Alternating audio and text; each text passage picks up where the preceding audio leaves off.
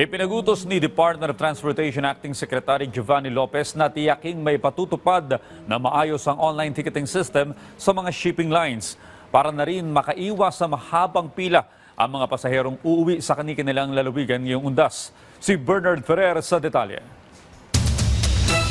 Biyaheng Abra Occidental Mindoro si Jocelyn kasamang kanyang anak at ang kanyang ina na isang senior citizen.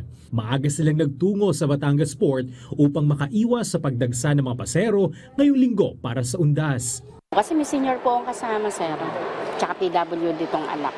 Maluag po ngayon kaysa noon yung biyahe. Tsaka marami na rin biyahe ng barko.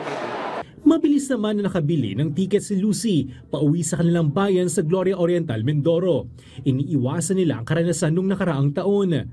Para po makarating agad kami sa aming pupunta nang hindi ganong mainit. Based po ba sa experience ninyo dati, nahirapan po ba kayo makabili ng ticket dito? Opo, dati. Mahirap po talaga.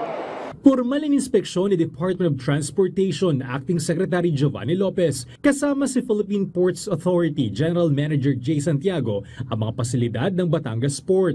Sinuri rin nila ang isang passenger vessel upang matiyak ang kahandaan nito sa paglalayag ngayong undas. Pinatitiyak ni Acting Secretary Lopez sa mga shipping line ang mahigpit na pagpapatupad ng online ticketing system upang maiwasan ang mahabang pila at overloading. Kaya sinabi ko sa ating Marina na mag-i-impose talaga ako strictly ng online ticketing.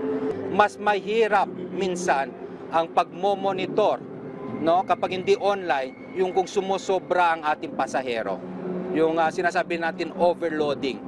Sinabi rin ng DOTR na handang magbigay ang marina ng special permit sa mga shipping line kung kinakailangan. Ayon sa PPA, mula October 27 hanggang November 5, tinatayang 2.2 milyong pasahero ang dadagsa sa mga pantalan sa buong bansa. Sa Batangas Port pa lamang aabot sa 110,792 na pasahero ang inaasang bubuhos ngayong linggo.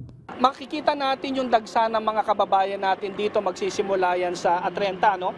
Dahil ang Atrenta yung unay walang pasok, so inaasahan natin hahabol lahat yung mga kababayan natin. Wala namang pagtaas sa pamasahe at terminal fee. Tiniyak din ng mga otoridad na wala ng mga fixers sa loob ng Batangas Port.